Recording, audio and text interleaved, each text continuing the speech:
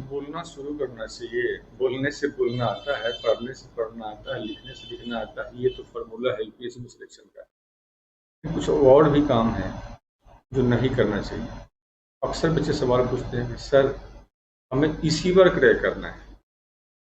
तो मैं कभी कभी सोचने के लिए मजबूर हो जाता हूँ कि इतना हड़बड़ाहट किस बात का है। क्रैक ही तो करना है ना। पता चले क्रैक करने पे खुद ही क्रैक हो गया तब ये तो नहीं करना है ना। इसलिए थोड़ा सा पेशेंस आप लोगों को चाहिए, जो आमतौर से मैं देखता हूँ कि नहीं। दूसरी बात है कि अगर मैं बता भी दूँ तो क्या आप उसको मान लोगे? आप खुद पे एक बार सोच के देखना। आप आज जो पढ़ाई किए हो 12 घंटा या 18 घंटा, क्या आपको लगता है कि उसमें से 6 घंटा आप सही से पढ़ पाए हो? क्या आप 6 घंटा फोकस रहे हो? ये आप कह सकते हो? आप अपने आप को टटोल के देखो। 6 घंटा की मैं बात कर रहा हूँ। अब जब 6 घंटा अगर आप नहीं फोकस कर पा रहे हो, तो मतलब फॉल्ट कहाँ पे है? फॉल्ट यहाँ पे अपने सोच को, जो मन कभी इधर विचलित होता है, कभी उधर विचलित होता है, इसको रोकिए। थोड़ा सा अगर ज़्यादा बेचैनी हो, आप अपने अंदर थोड़ा सा झांक के देखो। थोड़ा सा व्यायाम, योगा वगैरह भी थोड़ा सा करो और फोकस करो। क्योंकि मैं जितना भी काम कहूँगा वो कहीं न कहीं डाइवर्ट करेगा कि भाई व्यायाम करना है, भाई फोकस करना है, भाई ये करना है, वो करना है। ये एक अलग और परेशानी है। बेहतर है कि आप कुछ मत करो। आपको जो भी करना है आप करो दिन भर, लेकिन आप 5 से 6 घंटा आप पढ़ने के लिए बैठो। और अगर हो के कंसंट्रेशन, अगर कंसंट्रेशन नहीं बनता है, तो वैसे में लिख के पढ़ो, कंसंट्रेशन बनने लगेगा। तो कुल मिलाकर के ये किताब पढ़नी है। 6 जो स्टैंडर्ड टेक्स्ट बुक हैं, वो आप 6 टेक्स्ट बुक ले लो। मैं उसका नाम बता दूंगा थोड़ी देर में। दूसरा, उसके साथ जो सप्लीमेंट्री बुक है, जो पूरक किताबें हैं, वो किताबें आपको पढ़ना चाहिए। पूरक किताबें क्या हैं? जैसे एनसीईआरटी आप पढ़ सकते हो, उन्हीं 6 सेगमेंट को लेकर के।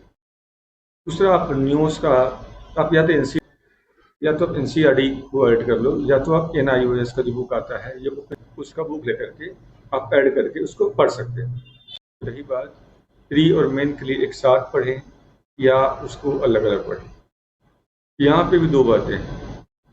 कोई भी किताब आप कभी गौर किए, कोई भी जो क्लास है, टीचर एक क्लास में जब आता है तो वो पढ़ाता है टॉपिक को, वो वहाँ पे प्री और मेन अलग नहीं कर पाता है।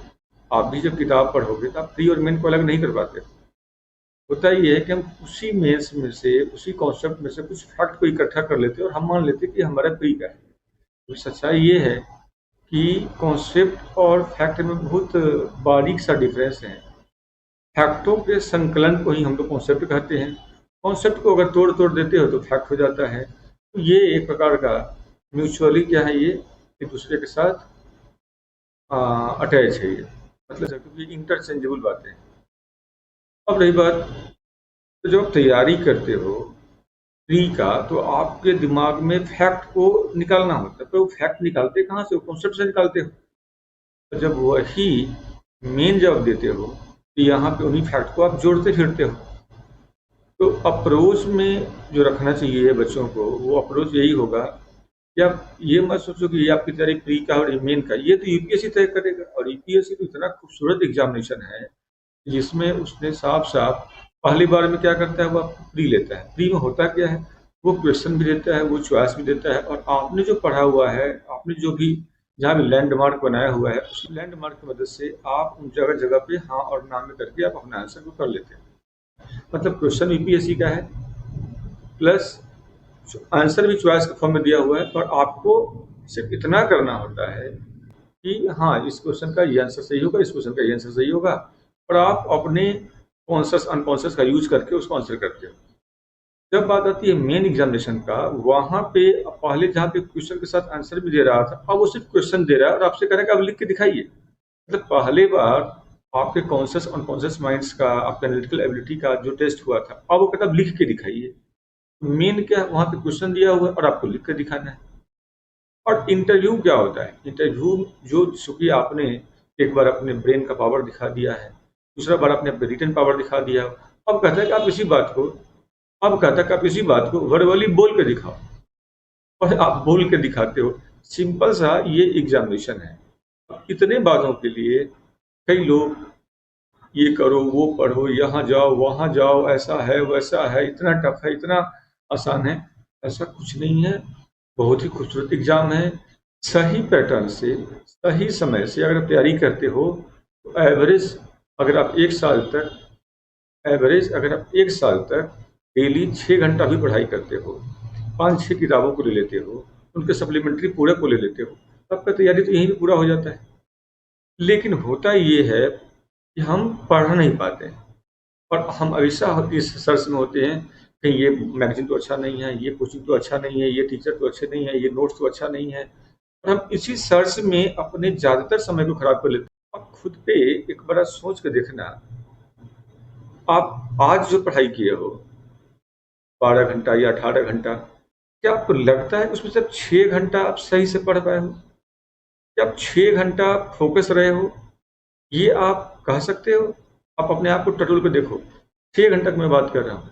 अब जब 6 घंटा अगर आप नहीं फ़ोकस कर पा रहे हो, तो मतलब फॉल्ट कहाँ पे है? फॉल्ट यहाँ पे अपने सोच को, जो मन कभी इधर विचलित होता है, कभी उधर विचलित होता है, इसको रोकिए। थोड़ा-सा कंसोलिडेट कीजिए, खुद पे फ़ोकस कीजिए। थोड़ा-सा अगर ज़्यादा बेचैनी हो, आप अपने अंदर थोड़ा-सा झाँक के देखो, थोड़ा-सा व्यायाम, योगा वगैरह भी थोड़ा-सा करो और फ़ोकस करो। क्योंकि मैं जितना भी काम कहूँगा, वो कहीं न कहीं डाइवर्ट करेगा कि भाई व्यायाम करना है, भाई फ़ोकस करना है, भाई ये करना है, वो करना है। ये एक अलग और परेशानी है। बेहतर है कि आप कुछ मत करो, आपको जो भी करना है आप करो दिन भर, लेकिन आप 5 से 6 घंटा आप पढ़ने के लिए बैठो। और अगर कंसंट्रेशन नहीं बनता है, तो वैसे में आप लिख के पढ़ो, कंसंट्रेशन बनने लगेगा, है ना? और जो 6 किताबें हैं, उन किताबों का नाम जैसे मान लो हिस्ट्री है। हिस्ट्री में आप सबसे बेस्ट बुक है, आप अगर मेन की तैयारी करते हो या प्री की तैयारी करते हो, एनसीईआरटी तो मैंने बता ही दिया आपको। तो हिस्ट्री के लिए बिपिन चंद्रा की किताब ले लो। ज्योग्राफी के लिए आपका मीडियम अगर हिंदी है तो बर्नवाल की किताब है, उस किताब को पढ़ सकते हो। अगर आपके पास मीडियम अगर इंग्लिश है, तो जो जेसी लियोंग की किताब है, तो जेसी लियोंग की किताब पढ़ सकते हो आप। रही बात इकोनॉमी का, तो लाल की किताब है हिंदी मीडियम में, रमेश की किताब है इंग्लिश मीडियम, वो पढ़ सकते हो। साइंस एंड टेक्नोलॉजी के लिए आप यहाँ पे स्पेक्ट्रम की जो किताब आती है, स्पेक्ट्रम की किताब को आप पढ़ सकते हो।